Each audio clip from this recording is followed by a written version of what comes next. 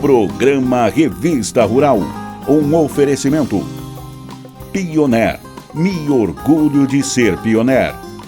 E Matsuda. Quem usa, não muda. Matsuda.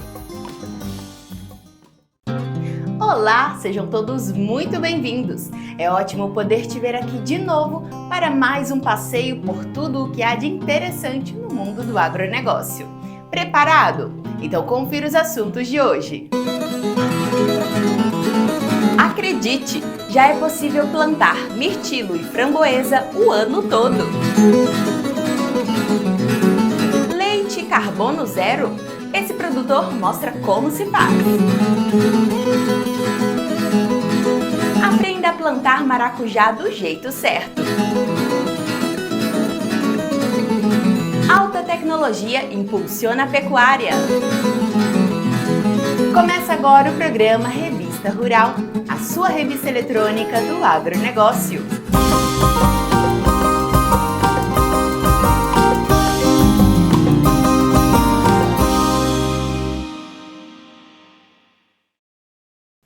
Antes de chamar a primeira reportagem, eu queria te pedir uma coisa, tá?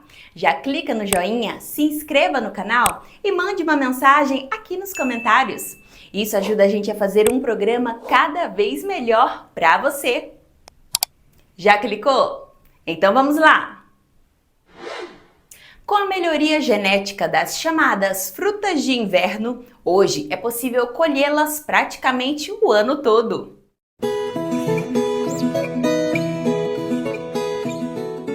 A produção de pequenos frutos como morango, framboesa e mirtilo possuem um ótimo valor agregado. Esses frutos típicos de regiões frias já podem ser cultivados em lugares quentes. E nós vamos te mostrar todos os detalhes agora. Vamos lá?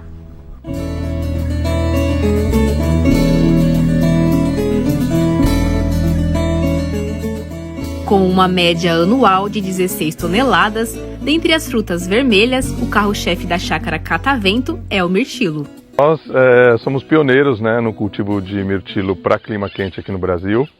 Nós importamos essas variedades da Universidade da Flórida, dos Estados Unidos, há 12 anos atrás. Antes de nós, o mirtilo no Brasil só era produzido em lugares frios. Então essas variedades nós adaptamos elas nesses 12 anos e selecionamos as melhores também para a produção de mudas. E com relação à escolha, por que vocês pensaram em produzir mirtilo, essa novidade? Foi um desafio, né? Foi um desafio. Eu morei no Chile há alguns anos, fui consultor do governo chileno, e lá eu conheci o arándano, como é chamado no Chile. O mirtilo em espanhol é arándano. Trabalhei com arándano lá, com mirtilo lá, e aqui a gente resolveu inovar. Resolveu procurar alguma coisa diferente que ainda não tinha no Brasil. O primeiro passo foi a escolha do solo ideal? Sim, Juana, a gente veio estudando todas as técnicas ao longo desses anos. Nós não usamos solo, nós produzimos em substrato. No nosso caso, nós usamos a casca de pinos. O mirtilo ele é uma planta muito rústica, pouca ocorrência de pragas e doenças, mas o ponto fraco é a raiz. É uma raiz fina, sem pelos absorventes, não tem uma raiz pivotante. Em outras palavras, é uma raiz que não sabe lidar com falta ou excesso de água. Então é importante um substrato meio para a raiz bem drenável, para evitar o excesso de água, o encharcamento mata ela, e a falta de água também, então é necessária a irrigação também. E nesse espaço aqui, qual a quantidade de mudas que vocês têm? Nós trabalhamos, aqui nós temos 1,5 hectares, 1 hectare de mirtilo e meio hectare de outras frutas vermelhas. E num hectare de mirtilo nós trabalhamos com quase 8.000 plantas.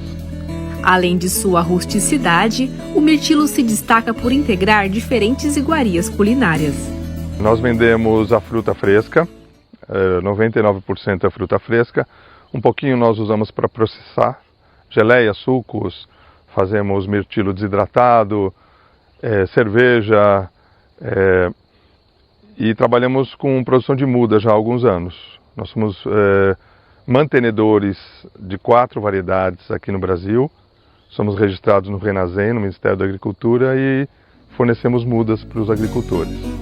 Após 12 anos de existência, o pomar da propriedade segue produtivo, exigindo apenas podas estratégicas. O mirtilo de clima frio, o gatilho, o estímulo para a produção é o frio. Então as variedades elas são classificadas em horas frio, né? Então é importante medir, né, na região quantas horas frio acumulou-se no inverno. Uma hora frio é uma hora abaixo de 7,2 graus.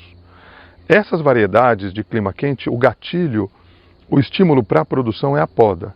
Então a poda se torna uma ferramenta fundamental. Nós podemos trabalhar com podas seletivas, que é o sempre verde, o evergreen. Então um ramo podado, um cacho colhido nós podamos. Então a gente passa a cada 2 meses, 45 dias no pomar, fazendo essa poda seletiva. E você tem todos os estágios fenológicos ao mesmo tempo na planta. Você tem ramo velho, ramo jovem, flor, fruto verde, fruto maduro, tudo ao mesmo tempo na mesma planta. Ou o outro sistema é da poda radical. Então você poda radical, vem uma brotação jovem, todas com a mesma idade, e vão produzir em um momento, ao mesmo tempo.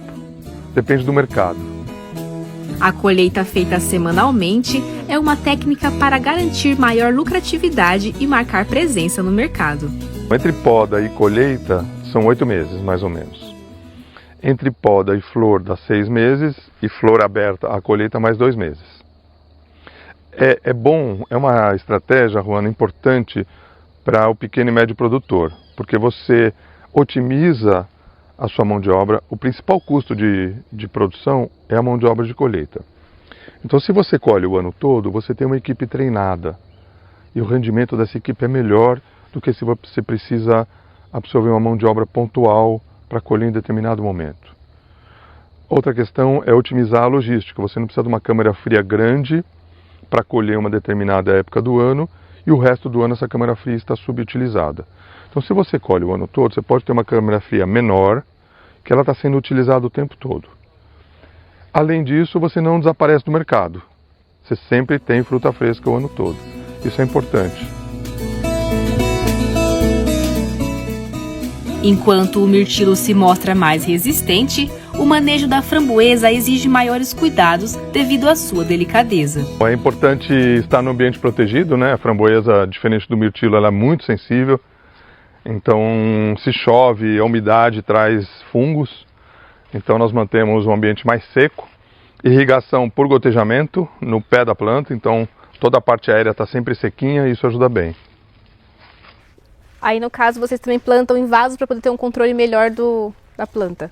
Juana, também um ambiente mais higiênico, né? Mais saudável, não tem doença de solo, a gente tem mais controle da umidade para evitar excesso de água e a nutrição também a gente tem um pouco mais de controle. E qual que é a média de colheita que vocês têm? Nós colhemos por volta de uns 5 quilos por planta, por temporada. E dá o ano todo? Tem uma época específica? Nós colhemos o ano todo. Conseguimos colher o ano todo, são variedades remontantes, as variedades não remontantes não produzem aqui no clima quente. Tem que ser variedades remontantes, são aquelas variedades que não precisam passar pelo processo de invernalização e elas produzem no ramo do ano. Então, senhor Luiz, depois de todo o cultivo, de todo o cuidado com a framboesa, chegou a hora de colher, né? Como que a gente sabe qual fruto colher e como que é feita a colheita? Bom, a framboesa é uma fruta muito perecível. Se comparado com o mirtilo dura um mês, a framboesa não dura uma semana. Então nós colhemos ela um pouquinho mais verde, né?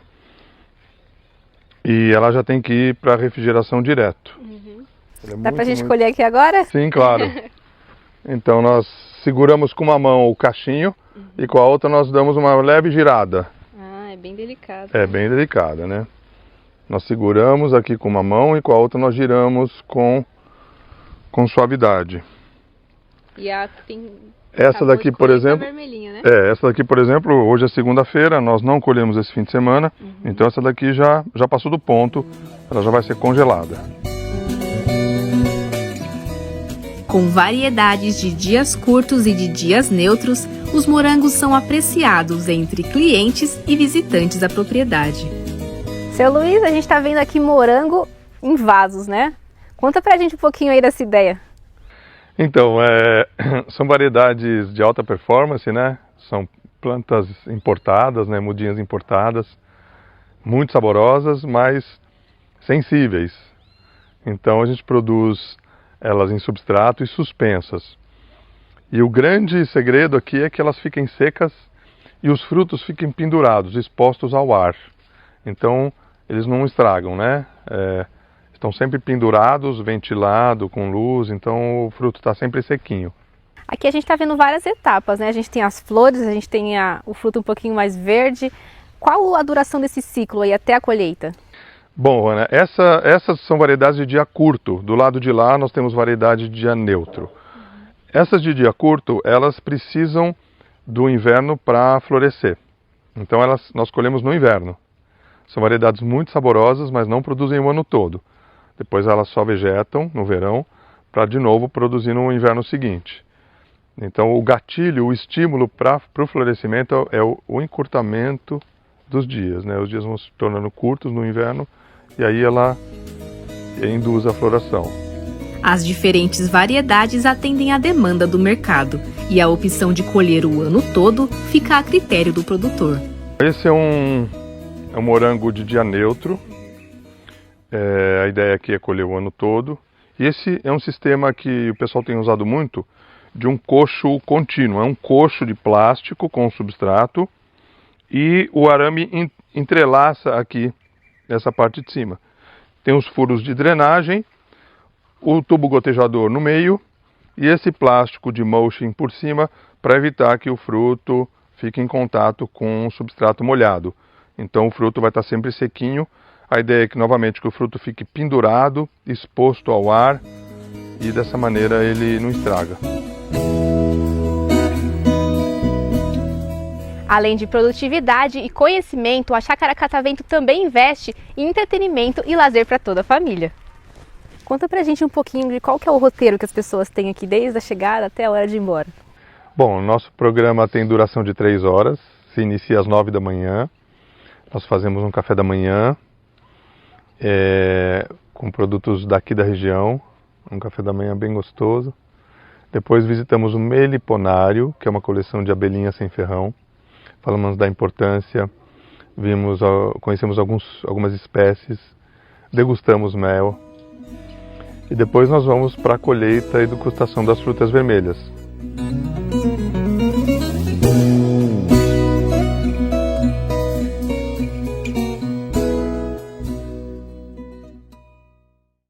Gostou dessa reportagem? Então não deixe de fazer o seu comentário aqui abaixo. Se quiser, pode sugerir outros assuntos também. Suas ideias são muito bem-vindas e o seu comentário pode ser lido aqui no próximo programa.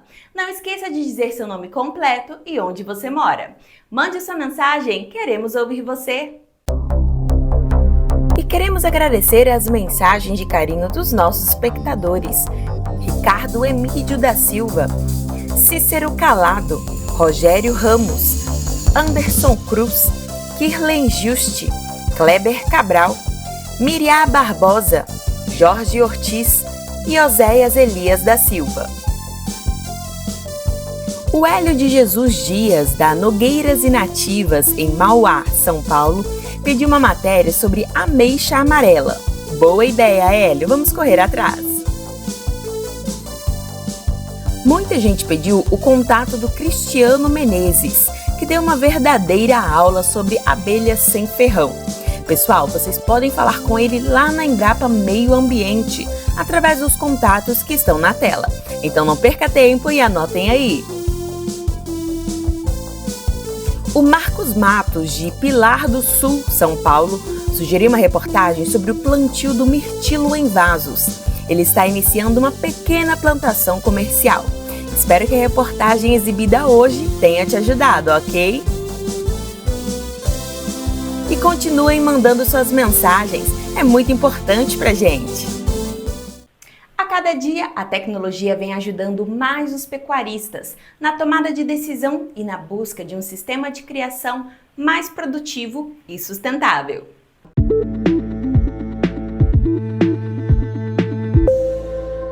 A tecnologia está cada vez mais presente na pecuária do Brasil.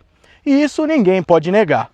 Dentro desse sistema, a pecuária de precisão pode ser uma opção que contribui para o produtor ter mais rentabilidade e um trabalho mais sustentável.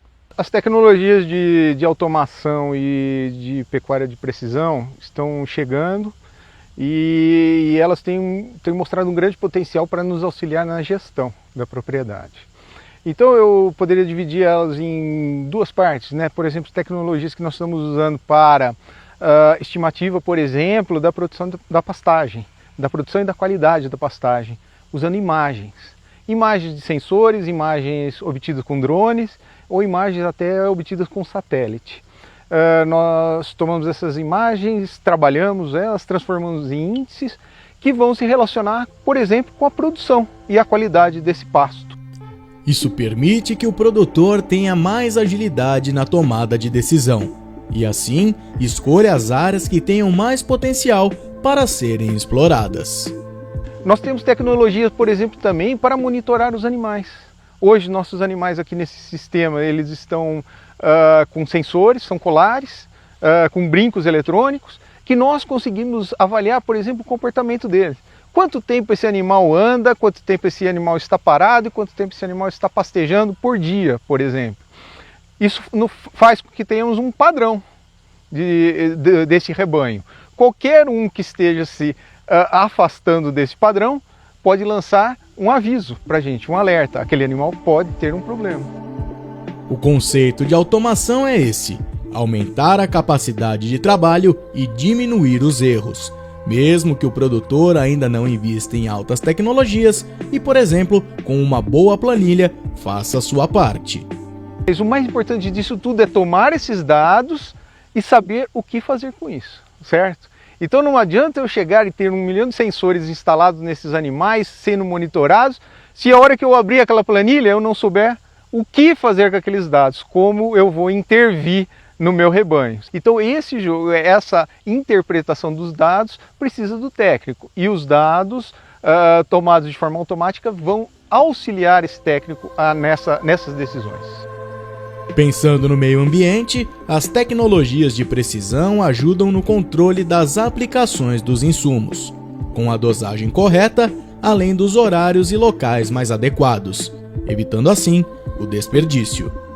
Fertilizante nitrogenado, nós sabemos que, além de ser uma fonte de nutriente para as plantas, ele também pode se tornar uma fonte de gases de efeito estufa, né, de N2O, se usado nas piores condições. Então, com esses equipamentos fazendo uma aplicação correta, eu estou diminuindo o impacto do uso desses insumos.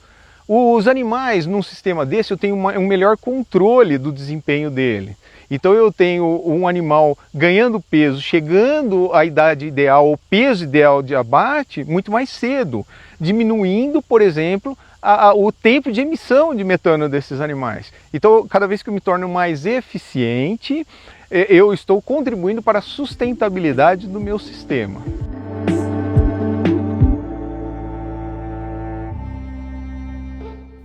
Toda tecnologia requer um investimento por parte do produtor. E apesar de no início ter um custo mais elevado, a tendência é que, conforme seja utilizada e adotada por todos, o preço se torne mais acessível.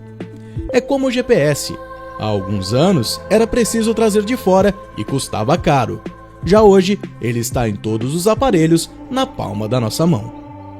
Eu posso fazer medidas em tempo real no campo, sem necessidade de coletar a amostra, levar para o laboratório e aguardar um tempo para ter essas informações. Então, num tempo imediato, eu faço a leitura e imediatamente eu posso gerar um mapa da minha área com aquelas informações, porque esse equipamento vai trabalhar conectado a um GPS. Então isso vai me dar informações para eu gerar um mapa da minha área de uma forma muito rápida. Esse equipamento ele emite um comprimento de onda conhecido e vai medindo a reflectância, o quanto essas folhas estão refletindo, tanto o verde quanto a intensidade desse reflexo. Plantas mais verdes são plantas mais sadias, plantas mais bem nutridas. E eu tenho índices então desse pasto me indicando a qualidade dele. Maior reflectância, sinal que eu tenho mais folhas, maior produção de massa, me indica boa produtividade. Então o equipamento desse me dá índices de qualidade e de produtividade do meu pasto, de uma forma rápida, de uma forma em tempo real, sem necessidade de eu ter que coletar a amostra e levar para o laboratório para analisar.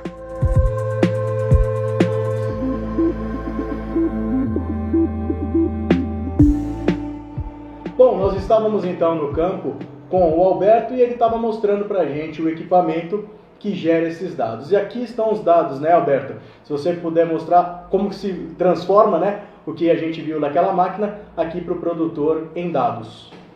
Perfeito. Aquele equipamento, como eu falei, gera índices. Esses índices nós vamos transformar em mapas e esse é um tipo de monitoramento que nós estamos fazendo naquela área que nós vimos. Por exemplo, essas são as leituras antes da entrada dos animais. Vocês veem aí muito verde, representando então a alta produção de forragem. À medida que os animais vão consumindo essa forragem, vai havendo uma mudança desse padrão, diminuindo essa tonalidade verde mais escura, indicando que eles estão consumindo. Com o avançar dos dias, eles vão rebaixando esse pasto e nós conseguimos então ver a dinâmica desse pastejo, como ele consome essa forragem, o que está sendo consumido, o que está sobrando aqui na área. Em resumo, como a gente falou lá no comecinho, é a tecnologia a favor do produtor e também da pecuária, né? Exatamente, utilizando um equipamento de ponta, um equipamento de alta geração, mas dando informação para o manejo no campo, facilitando a vida do produtor.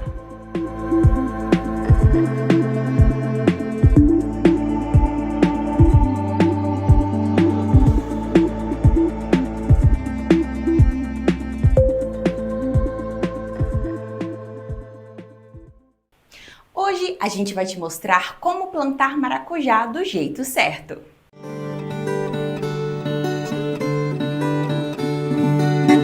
Típico de regiões de clima tropical, o maracujá possui mais de 150 espécies. Embora seja uma planta rústica, alguns cuidados na implantação da lavoura e no plantio têm papel importante no sucesso da sua produção. Entre eles, o fornecimento de água merece uma atenção especial. A irrigação é importante para que a planta possa produzir durante todo o ano. A irrigação ela deve ser feita nos meses de menores precipitações, ou seja, nos meses em que chove menos. Aqui no Acre, por exemplo, a irrigação ela deve ser feita entre maio e outubro. Essa irrigação ela pode ser feita através de gotejamento e por microaspersão, que são os sistemas que levam ao consumo de água. Além da irrigação, as plantas devem ser adubadas, podadas e principalmente receberem a polinização manual. O maracujá é uma planta autoincompatível. Mas o que é isso? Na verdade é simples. O pólen de uma flor só consegue fertilizar flores de outras plantas, nunca a si mesma, o que exige um trabalho extra que é a polinização artificial, feita manualmente. A polinização manual deve ser realizada em todas as plantas do pomar durante a floração, mas para garantir a eficiência do procedimento é preciso dominar a técnica e saber quando iniciar o processo. Escolher o local ideal também é requisito indispensável na implantação da cultura. Seria uma área com boas vias de acesso, uma área plana, uma área com solo de textura média e esse solo não possa ser encharcado. Antes disso tudo, porém, é preciso fazer o plantio, né? E aí valem as dicas dos especialistas da Embrapa. A adubação é importante para garantir altas produtividades da cultura. Essa adubação ela deve ser feita de acordo com a análise do solo.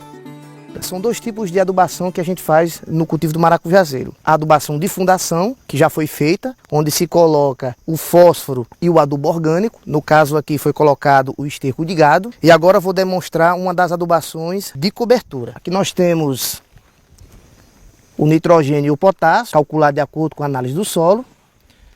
Inicialmente o produtor deve fazer uma faixa Essa faixa deve ter mais ou menos uns 20 centímetros, distante mais ou menos um palmo do caule. Depois de feita, a gente coloca aqui o nitrogênio. Lembrando que se houver umidade no solo ou irrigação, não há necessidade de cobrir o adubo. No caso aqui, como o solo está pouco úmido, é importante que o produtor cubra o adubo.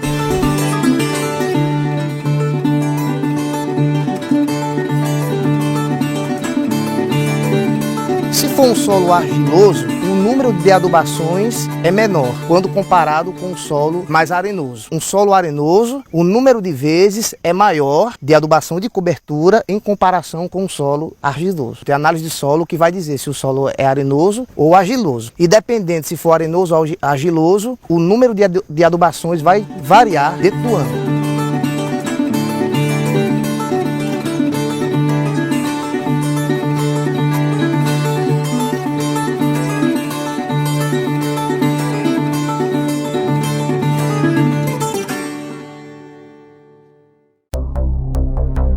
Queremos agradecer as mensagens de carinho dos nossos espectadores. Ailton Amâncio Souza, Wesman Bermon, Rosângela Gaspar, Fátima Souza, Tiago Tavares, Marciel Pereira, Neuza Carvalho, Ana Lívia Silva dos Santos, Thaís Machado e Damião Abel.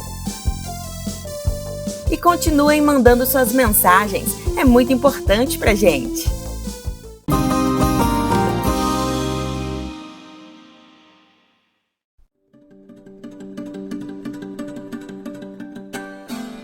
Já disponível para os produtores de arroz, a BRSA 706-CL da Embrapa traz resistência e elevado potencial produtivo.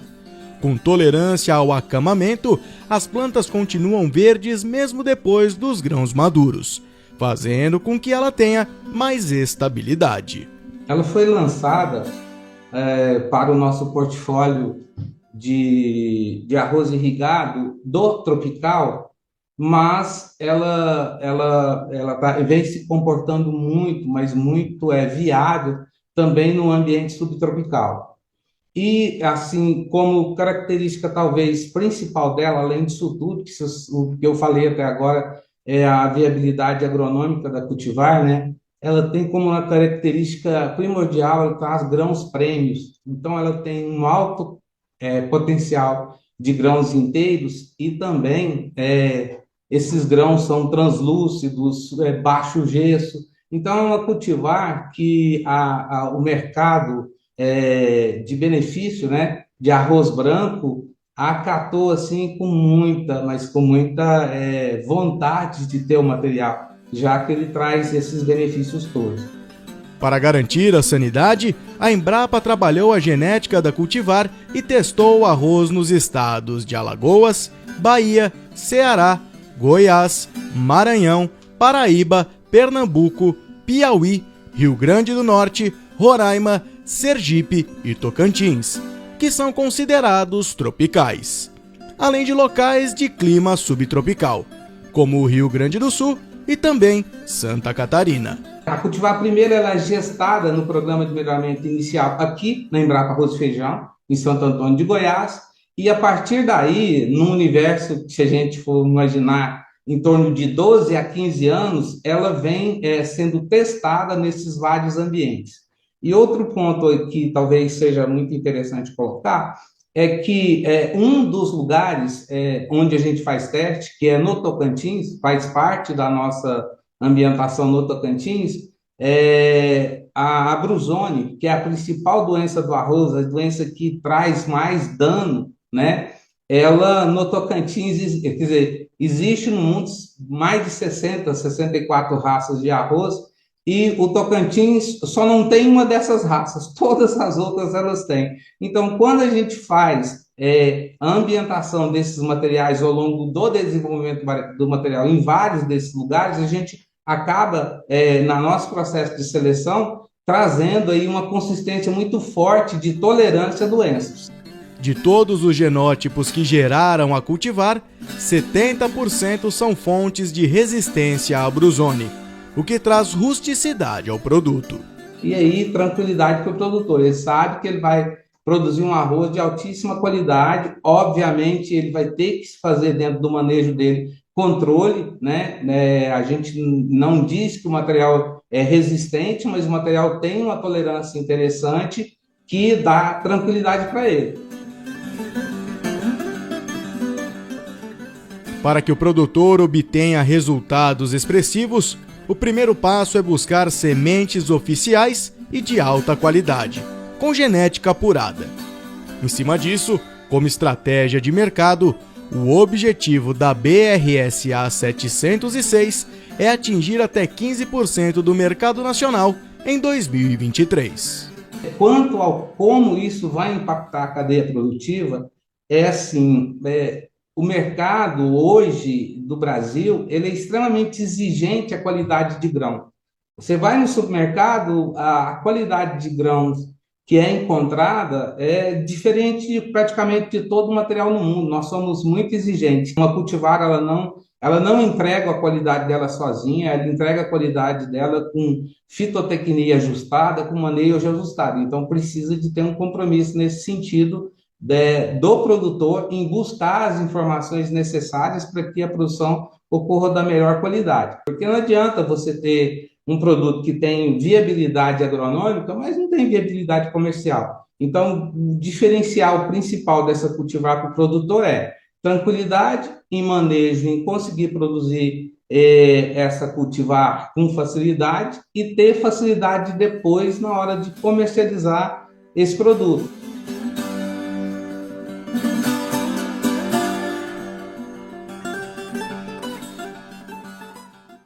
Não é de hoje que o cenário das fazendas em São Paulo vem mudando. Aos poucos, as pastagens vão dando espaço para outras culturas de peso. A cana é uma delas.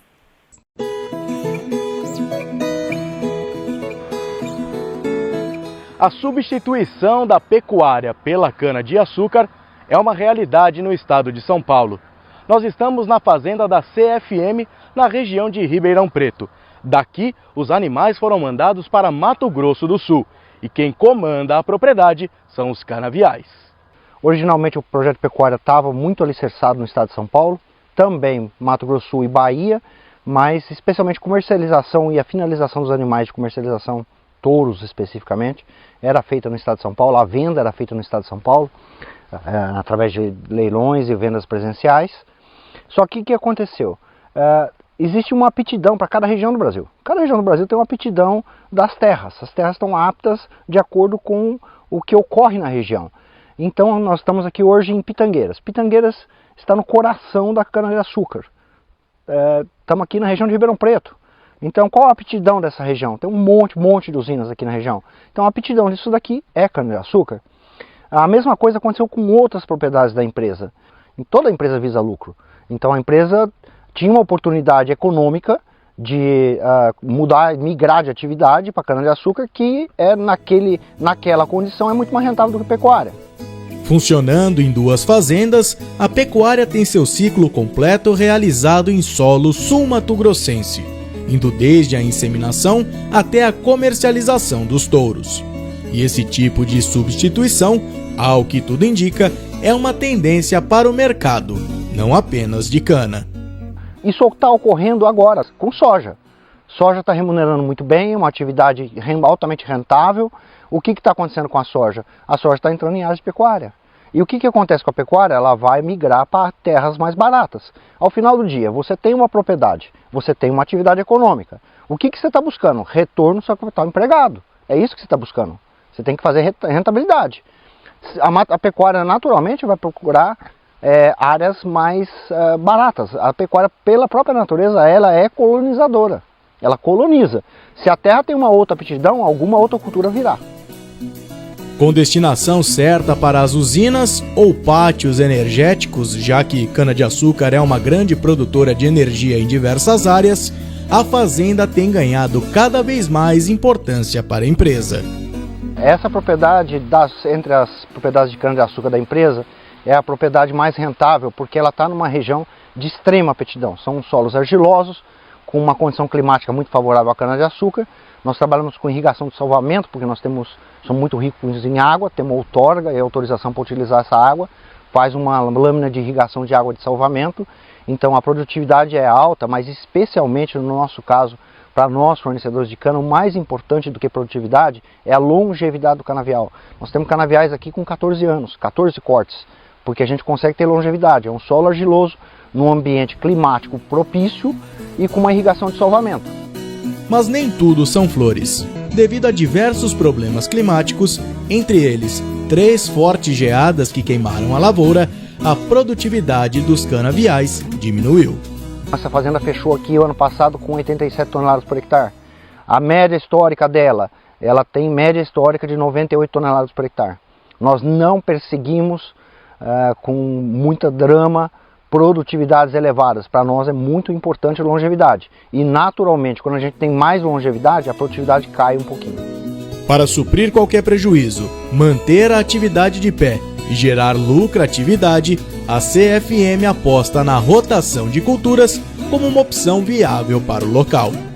Um canavial de qualquer empresa, ele vai ser reformado a uma taxa de 15%, 18%, 20% ao ano. Isso vai depender muito do ano.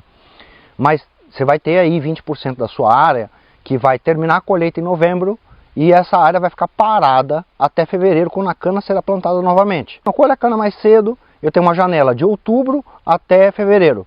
Nesse período é justamente o período de produção de grãos, seja soja, seja milho, seja algodão. Então o que a gente faz? Uma rotação de cultura.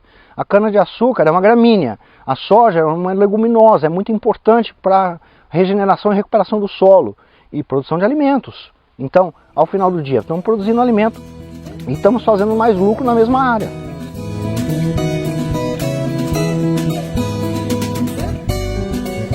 Vocês da CFM, quando a gente fala o nome CFM, se lembra muito da pecuária, né? A primeira imagem que vem de vocês são anos e anos e décadas trabalhando com a pecuária, mas claro, vocês têm essas outras culturas, né? Quais são, além da cana, as outras culturas que a CFM também trabalha e quais são esses investimentos que vocês andam fazendo em novidades nessas áreas? Assim, para o nosso investidor é muito importante a diversificação, sabe? Nós somos muito sensíveis a ter algum tipo de trauma. Nós sempre tentamos, a empresa sempre teve uma ótica de ter um tripé pelo menos. Um tripé para em pé. O tripé para em pé, 2 pernas podem não parar. Então é muito importante essa diversificação para a empresa. Então, claro, o carro-chefe nosso financeiramente é cana-de-açúcar, é a atividade mais importante da empresa financeiramente. Como você mencionou, o que divulga o nome da empresa é a pecuária da CFM, afinal de contas nós somos vendedor de genética, nós somos produtor de genética, nós somos produtor de touros, nós divulgamos isso, nós vendemos touros, nós atendemos a esse mercado, então isso é o que chama atenção ao nome CFM. Mas não é economicamente a atividade mais importante. A atividade mais importante é cana-de-açúcar.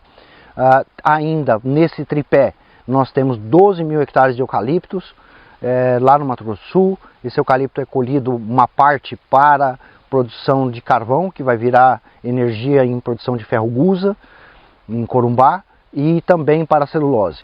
Quais são os próximos passos para a empresa, para a CFM, os próximos investimentos que vocês têm pensado? Nós temos estudado expandir Mato Grosso do Sul. São Paulo nós achamos que não é muito interessante fazer investimentos em terra, porque o valor da terra aqui é muito alto. Nós estamos pensando em comprar mais terra no Mato Grosso do Sul e lá no Mato Grosso do Sul fazer uma expansão de pecuária e uma expansão de eucalipto. Temos parceiros fortes, importantes, existe uma oportunidade de negócio nisso daí e nós vamos tentar crescer nessa área aí.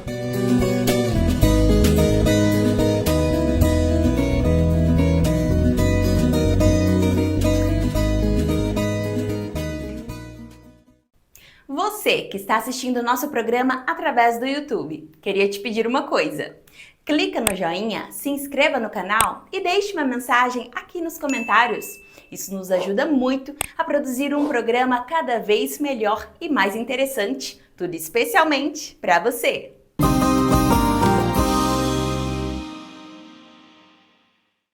No coração do agronegócio, a inovação floresce e as oportunidades se multiplicam. Tecnoshow Comigo 2024, de 8 a 12 de abril em Rio Verde, Goiás. Explore soluções inovadoras que fazem do agro brasileiro o mais importante do mundo. Palestras, pesquisas, experimentos, dinâmicas, tecnologia e muito mais. Acesse tecnoshowcomigo.com.br. Realização Comigo.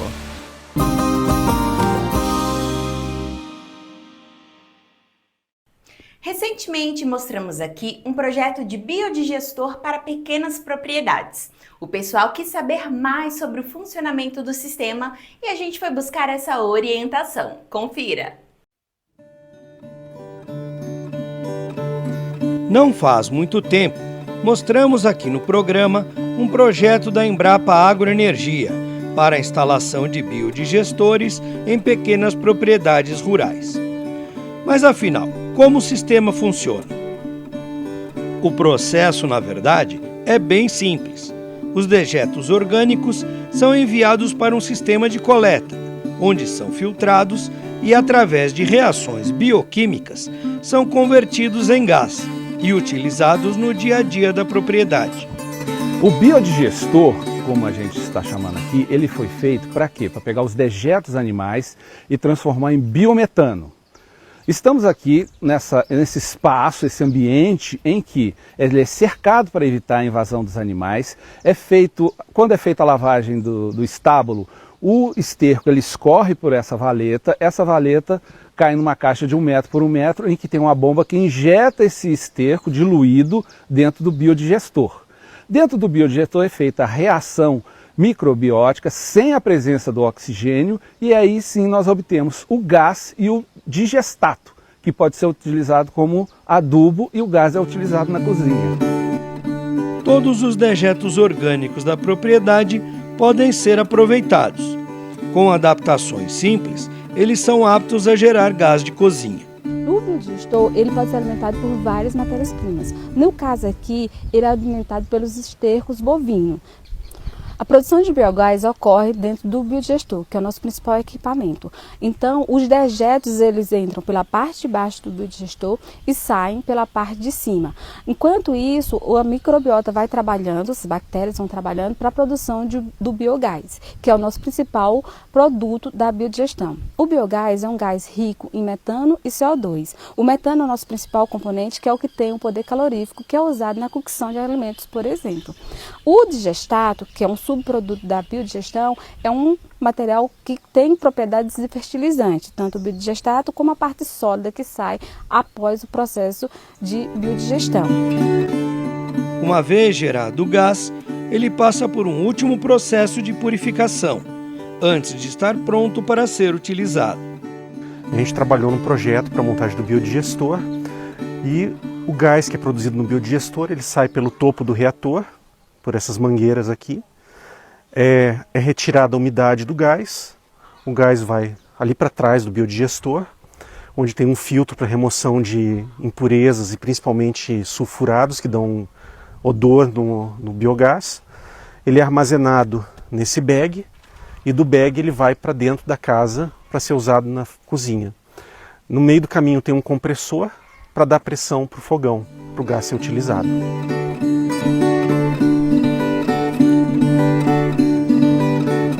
No depósito de gás, o biogás é canalizado até a cozinha.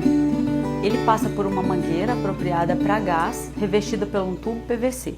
E é importante dizer também que isso tem que ser feito de uma forma adequada, com a profundidade certa, porque passam animais na região.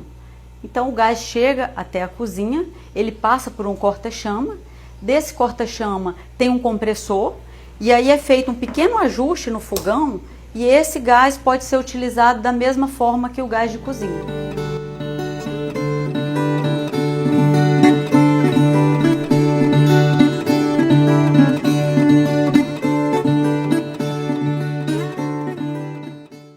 Se ainda ficou alguma dúvida, é só falar com o pessoal da Embrapa Agroenergia, através dos números que estão aqui na tela. Então aproveite e anote aí!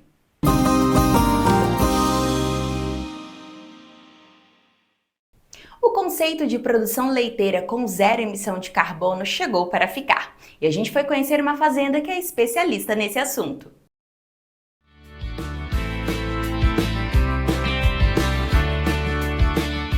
Com mais de 100 postos de venda e com planos de expansão, a Nocarbon produz diferentes tipos de leite e seus derivados. Bom, nós temos os leites, né? O semidesnatado, né? O zero lactose semidesnatado, o leite desnatado, integral, e depois nós temos os outros produtos, a coalhada, o kefir e os queijos, o Minas Padrão e Minas Frescal. Pensando na expansão de mercado, investir em marketing e na diversidade de produtos são alguns dos objetivos do grupo, além do projeto de parceria com outros produtores orgânicos para aumentar a produção de leite. A nossa estratégia é permitir realmente que esse mercado cresça, que o número cada vez maior de pessoas tenha acesso a alimentos produzidos com uma pegada ambiental cada vez menor e com cada vez mais qualidade. Então, nosso objetivo é crescer junto com esse mercado.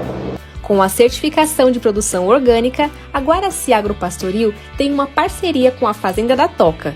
Esta unidade produz alimentos orgânicos e é responsável por fornecer a ração natural, livre de hormônios e antibióticos. Hoje é fornecido o capim verde, que é cortado diariamente para ser fornecido para os animais.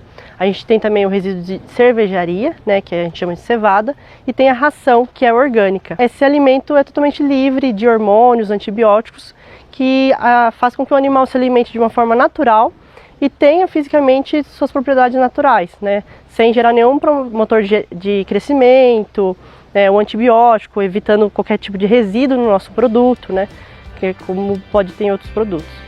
A fazenda possui vacas de raça Gir, Girolando, Jersey, Cimental e Holandesa. Mas independente das raças, a rotina alimentar é fundamental para uma boa produção. E esse cuidado garante a média de 4.000 litros de leite por dia. Os bovinos são animais muito sistemáticos, então a gente tem que respeitar o sistema deles, os horários. Então eles preferem que tenha um horário restrito. Então, hoje aqui a gente faz em torno de 3 a 4 tratos, né, durante o dia. São horários determinados que passam através do vagão, né, que distribui o alimento para eles, que é para esse gado leiteiro, né, que está em produção. E as ordenhas também têm um horário determinado de cada um, que são 3 ordenhas.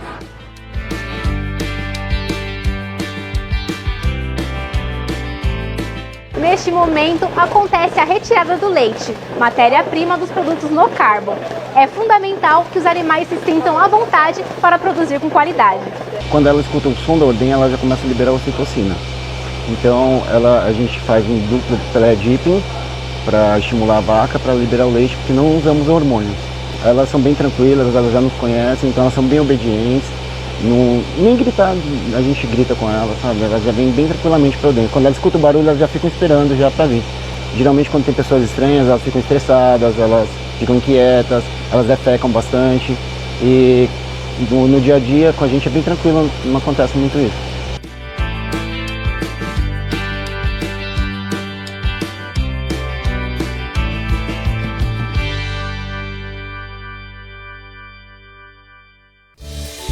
Chegou a hora da despedida. Não esqueça de se inscrever no canal e clicar no sininho para ficar por dentro de tudo. Fiquem com Deus e até semana que vem.